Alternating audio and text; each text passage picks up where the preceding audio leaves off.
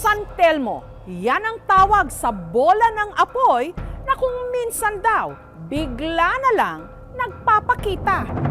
Naglalagablab ngayon ang usap-usapan sa Looban 2, Barangay Poblasyon, Tigawon, Camarines Sur. Ang mga kagamitan kasi ng mga residente rito, sunod-sunod na misteryosong nagliliyab. Bakit kako may sunog yan? Hindi naman kako ganito dito. Natakot ho kang malalapit ang bahay namin dito. Baka kako abutin yung puno ng kuryente.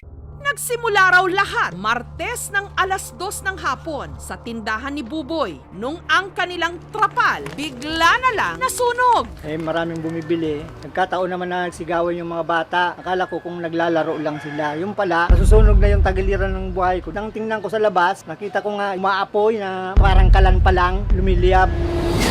Dito po, konti lang umapoy dahil wala naman po Kita lang namin lumiyab kaya lumapit kami, pinatay namin yung apoy. Pero sino o ano ang may kagagawa nito? Hindi ako masyado nakatulog noon dahil baka ako maulit na naman maya-maya. Nung sumunod na araw, laking gulat nila nung ang kalapit bahay naman ni Buboy na si Vicenta ang nasunugan ng shorts. Natutulog ako, sabi sa akin, Mama, uulan na. Sabi ko, sige, pasok nyo na. Pagkuha, Ma, nasunog rin sa atin, Ma, yung short ni ate. Dito po nagsimula pataas yung sunog. Tapos nakahangin dyan po sa may yero. Kusa na lang pong nawala.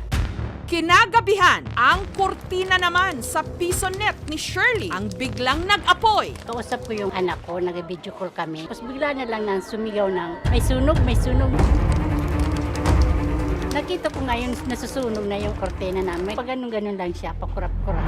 Ang balita tungkol sa sunod-sunod na pagliyab ng mga gamit, kumalat na parang apoy sa buong barangay. Pero ang kapitbahay nilang pulis na si Noel, hindi naniniwala. Hanggang bigla na ring nagliyab ang kanyang kurtina.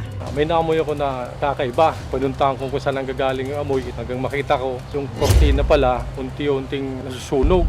Hinahanap ko kung may tao, wala naman tao talaga. Dahil walang makapagpaliwanag kung bakit bigla na lang nagkakasunog sa iba't ibang parte ng kanilang barangay. Dito na naghinala si Vicenta na baka kagagawa nito ng isang nagliliyab na bolang apoy na kung tawagin San Telmo. Yung San Telmo daw po, parang tao rin yung namatay na. Kagaya nung may lupa, tapos sarili niya yun. Pag may umaangkin, yun daw, nagpapaano na daw yung San Telmo. Dati yun, narinig ko lang yun dati sa asawa ko na meron talaga daw dito, nagasantil. Tuwing mag-aalas at saka yung umaambon-ambon, meron daw talagang nakikita doon. May narinig kami dyan minsan na parang kadina na hinihila. Yung nanay ko din parang nakakita dyan na San Telmo. San Telmo kasi ay santo ng mga mandaragat. Sinasabi maganda itong pangitain, may mabuting mangyayari. Pero nung pumasok sa kulturang Pilipino, nakikita siya sa mga lugar kung saan daw may taong na aksidente, na nakikita sa anyo ng bola ng apoy. Wala nang relasyon do sa santo, kundi isa na siyang nilalang. Pero kung ang albularyo sa bayan ang tatanungin, ang San Telmo, paghihiganti raw ng isang nagambalang nilalang? Pwede mangyaring galit sila. Yun mga dinakita taong lupa. Kaya nagkasunog sila. Bago raw kasi mangyari ang misteryosong pagliyab ng mga gamit sa barangay, may mga nakabulabog daw sa isang kuweba. Para daw po, naistorbo daw yung pong San Telmo. Ang mga batang nakaistorbo raw sa kuweba, sina Melody at Marian. Nagkayayaan daw kasi ang barkada nilang maligo sa pool. Pagkatapos, pumasok daw sila sa isang kuweba na nasa likod ng pool kung saan sila nag-vlog. Pero pagpasok sa kuweba, may kakaiba na raw silang naramdaman. Pabalik naman po kami sa kuweba. Pagkatapos namin doon, parang namamasid ko na. May kakaiba, pero hindi ko na po yung sasabihin kasi magagalit sila. Pagka-uwi, doon na nagsimula ang sunod-sunod na pagliyab ng mga gamit sa kanilang barangay. Nakakatakot talaga po yun. Hindi namin naasahan na ganun po yun, masusunog po yun. Dahil dito, sinabihan ng albularyo sina Marian at Melody na burahin ang mga nakuna nilang video sa loob ng kuweba. Minsan naiinis ako, minsan parang gusto ko nang mang-away kasi alam namin na pumunta kami doon. Pero hindi naman sa ganun na kami na pagsisihin kasi wala naman silang nakita na kami yung gumawa. Magbigay na lang po ng ebidensya. and iharap kung bakit kami sinisisi nila. Sinubukan ng aming team na puntahan ang naturang kuweba.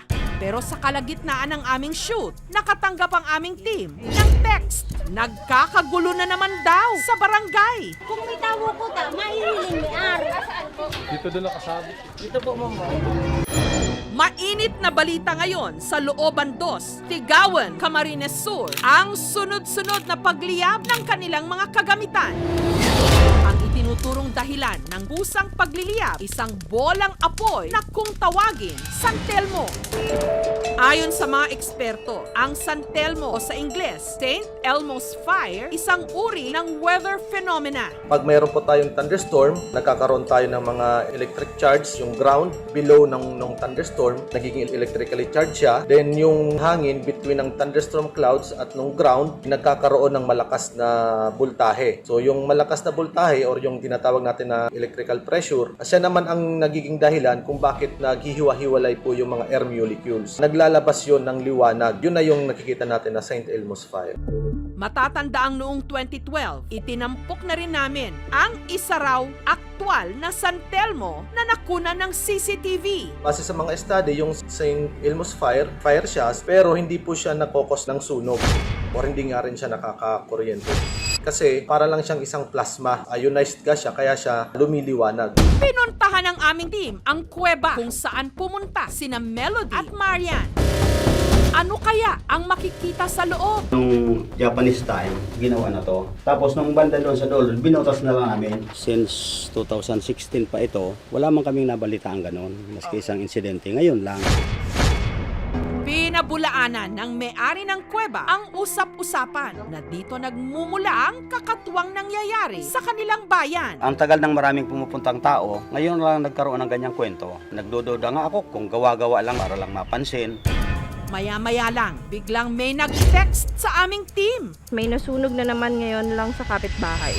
Pagdating sa barangay, ang mga tao nagkakagulo na. Meron daw kasi uling na sunugan. Asan yung nasunog, kuya? Dito mahilig daw. Kung may tawo ko ta, mahihiling ni Ar.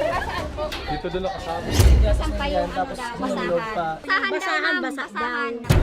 Dito naabutan ng aming team ang basahang sunog na. Ayon sa mga nakasaksi, bigla na lang daw itong nagliyab. Pero hindi naman nila nakita kung saan nanggaling ang apoy. May nakita ba kayong kahit ano?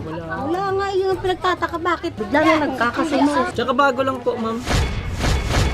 Magawa kami ng lumpia. Tapos may bigla na lang nagsabi may sunog. Ano po tong video na to?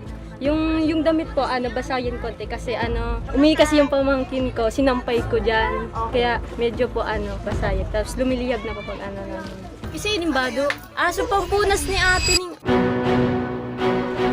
Magandang umaga po. Dahil dito, nag-imbita ang aming team ng kawani ng Bureau of Fire Protection para mag-inspeksyon sa barangay. Hindi lang kayo may nangyaring ganito. May mga ibang bahay na ganito din pangyayari. So wala kayong na napansin na kakaiba sa mga tao, kakaiba yung kilos niya. Wala naman. Base doon sa initial investigation kanina, tinignan ko yung fire pattern ng mga nasunog. Karamihan naman ma'am, galing sa labas. Malaking na yon para sabihin natin may taong nasa likod nito. Maaari talaga po, intentional. Meron talagang tao na sadyang sumunog ng mga bagay na yun. Kung sakali po na mahuli po siya, pag napatunayan talagang arson, pwede siyang i-inquest. Ikukulong po siya agad. Para mapanatag na rin ang mga residente, ipinanalangin ng isang pastor ang kanilang barangay. Lahat ng bagay ay gawin natin sa pangalan ng ating pinakamalapis Kristo. Ang anumang pangyayari kung saan may pwedeng mapahama, Kasi inimbado, aso pang punas ni ate ni... nababahiran man ng mga kwentong bayan o hindi, seryosong usapin pa rin, lalo pat ang nakasalalay rito, kaligtasan ng mga mamamayan. Mga kapuso, kung nagustuhan niyo po ang videong ito, subscribe na sa GMA Public Affairs YouTube channel and don't forget to hit the bell button for our latest updates.